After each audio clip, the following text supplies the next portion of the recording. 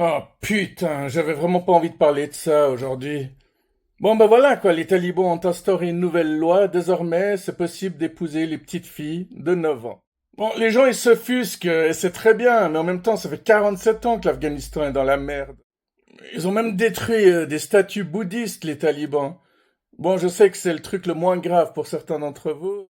Ah, je sais pas aujourd'hui comment je vais dédramatiser ou faire passer la pilule. Je comprends qu'il y ait des gens qui essaient de parler de ça et qui craquent avant la fin de leur vidéo, qui partent en pleurs ou en crise. Bon, en même temps, prophète Mahomet avait plusieurs femmes. Il y en a une qu'il avait épousée quand elle avait 6 ans, puis il avait consommé à 9 ans. Alors quand tu dis ça aux islamistes, déjà ils s'énervent et puis ils disent mais non, t'as vraiment rien compris, sale connard. À noter que taliban signifie étudiant. Ouais, sous-entendu étudiant du Coran. Puis bon, t'entends des phrases du style «Ouais, mais t'as déjà vu un musulman épouser une fille de 9 ans? Mais non, ça existe pas.» Et puis voilà, paf, une nouvelle loi en Afghanistan. Comme s'ils en avaient pas déjà assez bavé comme ça. Bon, c'est surtout contre le Coran que j'ai quelque chose, et contre tous les livres sacrés. Ah non, je vous rassure, hein, la Bible et la Torah, c'est pas mieux. Quand je vois toutes ces personnes qui font leurs ablutions, qui prennent un bain, qui se lavent les mains, qui se désinfectent avant de simplement tenir un Coran, ouais, ça me rend dingue, ça me rend malade, je te jure.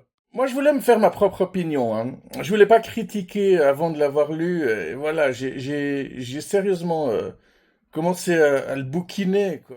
De fond en comble, en fait. Ouais, j'aurais peut-être dû m'abstenir, enfin, j'en sais rien. Et comme le disent certains, je ne peux pas cautionner un livre qui espérait ma mort. Ouais, parce que tous ceux qui ne sont plus musulmans, bah, ils sont bannis, ils sont considérés comme de la merde, hein, exactement comme les homos, exactement comme la femme en général. Déjà qu'avant, la femme, elle pouvait pas s'instruire, elle pouvait pas être soignée les jours fériés, qu'elle pouvait pas devenir médecin. Voilà que maintenant, elles peuvent être mariées de force à 9 ans. Elles peuvent pas vraiment étudier, elles peuvent pas vraiment travailler. Par contre, elles peuvent déjà ouvrir les jambes puis faire la cuisine. Bah, souvent parce que les parents vendent leurs enfants tellement ils sont pauvres. Ils arrivent même pas à s'acheter du riz et de l'huile pour manger. J'ai vu des interviews de deux, trois de ces filles. Elles avaient l'air complètement perdues. Donc ici en Europe, on critique les Walt Disney parce que on dit que la vie de prince et de princesse, c'est que des conneries. Mais les filles là-bas, elles ont même pas le temps de rêver à ce genre de truc. La première fois que j'avais vu ça, c'était dans le film Lilia Forever, mais ça se passait en Russie. Donc une fille qui se faisait vendre par ses parents. Puis évidemment, les enfants, bah, ils aiment toujours leurs parents. Tu m'étonnes, c'est des enfants, puis eux, bah, c'est leurs parents. Mais dans Lilia Forever, il y a un mec qui fait croire à la fille, bon, elle est déjà adolescente, hein, qu'il veut l'amener en Suède et puis qu'elle aura une belle vie et tout. Mais qu'est-ce qui se passe? Pour ceux qui n'ont pas vu le film, je vais pas tout vous spoiler, mais ouais, en gros, elle se retrouve quand même. Bon, je vous la fais courte, hein, mais les parents de Lilia, l'héroïne principale du film, si on peut appeler ça une héroïne, se retrouvent seuls parce que ses parents l'abandonnent. En fait, ils la vendent, hein. Mais elle n'est pas tout à fait consciente de tout ce qui se passe autour d'elle, hein. Du coup, il y a sa tante qui débarque et qui l'amène dans un appart complètement pourri où le lavabo est brun, les chiottes aussi.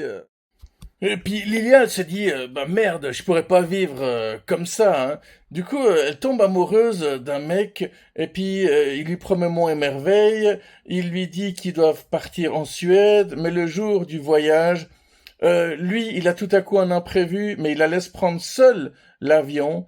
Il ne la rejoindra jamais, mais des gens qui sont en contact avec lui l'accueillent, l'enferment, l'emprisonnent, et ils en font une prostituée. Ouais. Vie de merde par excellence, quoi. Alors ouais, c'est un très bon film, mais c'est le genre de film que t'aimes de la même manière que t'aimes Requiem for a Dream, par exemple. C'est pas le genre de film qui fait du bien et que tu regarderais tous les 2 jours. Bon, entre la Russie qui attaque l'Afghanistan fin des années 70 et puis ce film, j'étais un peu écœuré de la Russie, hein. J'avais pas une très bonne opinion de ce pays. Puis un jour, un mec m'a dit, oh, t'as une fausse image de la Russie, il y a aussi de magnifiques paysages, des gens extraordinaires. Et il m'a fallu du temps pour les découvrir et les rencontrer. Mais oui, comme dans tous les pays, ils existent aussi. Bah, en Afghanistan, il y a des personnes formidables aussi, hein. Il y a des vétérans américains qui disent qu'ils ont été sauvés par certains Afghans Pas parce qu'ils se sont pris une balle à leur place, mais parce qu'ils leur indiquaient par où passer pour passer par le moins de danger possible. Bon, maintenant on fait quoi avec ces fillettes? On peut pas laisser ça faire quand même. Mais on se sent cruellement et horriblement impuissant quand t'apprends ce genre de truc. On fait quoi? On fait comme Iron Man, et puis on réunit tous les Avengers, et puis on va en Afghanistan, et puis ensuite en Corée du Nord. Mais ça fonctionnera pas, on le sait très bien. J'avais découvert aussi que si la femme est voilée, c'est tout simplement parce qu'une des femmes de Mahomet, un soir, bah, je pense qu'il n'y avait pas plein de toilettes dans sa maison. Il y en a une qui était sortie chier à l'extérieur, et puis un mec qui l'a vu, puis du coup il a dit à Mahomet, ah, tu pourrais couvrir ta femme, j'ai vu son cul à l'air en train de chier. Et puis Mahomet a dit, ok, désormais je vais couvrir la femme. Alors, toutes ces réactions sont très bizarres, hein. Déjà, moi, si je vois une fille en train de chier, bah, je détourne le regard, quoi. Je la laisse faire son truc tranquille. Et Mahomet, il a pas trouvé le moyen de dire, ouais, mais mêle-toi de ce qui te regarde. Qu'est-ce que t'as à regarder mes femmes? Après, il y a toutes ces personnes qui méritent 100 coups de fouet. Enfin, c'est surréaliste. Déjà, au bout de 50 coups de fouet, t'es déjà mort. Donc t'as pas le droit d'être homo, t'as pas le droit de forniquer avant le mariage, c'est comme ça qu'ils appellent ça, comme les témoins de Jéhovah d'ailleurs. Et t'as pas le droit de quitter l'islam. J'adore dire aux gens d'extrême droite, ouais toi et les talibans, vous êtes du même parti politique. Alors, je connais plein de musulmans qui sont très sympas, avec qui j'ai pas de problème, mais ils sont pas du tout au courant qu'il y a ce genre de trucs écrits dans leurs bouquins sacrés. Maintenant, il y a la guéguerre droitard gauchiste, hein, de nouveau. Parce que la droite, elle va dire que la gauche va jamais dénoncer ce genre de truc, parce que à peine tu leur parles de ce genre de truc, ils vont te traiter de fasciste. Ah, t'as vu, en Afghanistan, maintenant les fillettes peuvent se marier de force. Ouais, arrête de critiquer l'Afghanistan, espèce de raciste, de fasciste. Ouais, c'est comme ça que ça se passe, c'est terrible. En fait, c'est ceux qui sont là-haut qui réussissent leur coup. Ils veulent qu'on se dispute les uns les autres, qu'on se bute les uns les autres. Comme ça, eux, ils s'enrichissent, ils sont tranquilles, et puis nous, on a l'air d'être des cons. Bon, bah voilà. Moi, Bibo Bad Boy, je suis un gauchiste, hein. Et puis, je suis peut-être le premier à dénoncer ça, alors, hein, bande d'enfoirés, de droitards, de merde. Ah, désolé, non, non, mais je peux pas m'en empêcher, quoi. Non, mais j'en ai même entendu certains dire, ouais, la gauchia, ça ne fait rien pour les enfants en Afghanistan. Par contre, ils critiquent Patrick Bruel. Alors, mais à quel moment est-ce que tu dois faire l'un ou l'autre? Hein, je sais pas, tu peux attaquer sur les deux plans, non? Quoi, c'est trop difficile de faire front à deux camps en même temps. Qu'est-ce qu'il y a à la droite? Vous avez des doutes sur Patrick Bruel? N'empêche, les filles qui adoraient Patrick Bruel, qui sont devenues des femmes maintenant, elles lâchent pas le morceau, hein. Elles vivent dans leur monde de bisounours. Ah non, mais c'est pas possible. Moi, il sera toujours mon idole. Patrick. Je suis sûr que tous les posters qui tapissaient leurs murs dans leur adolescence, maintenant, ils sont toujours dans l'armoire, mais c'est une pile de posters, quoi. Elles doivent regarder ça de temps en temps, comme si c'était un album de famille ou le premier amour de jeunesse que t'oublies jamais.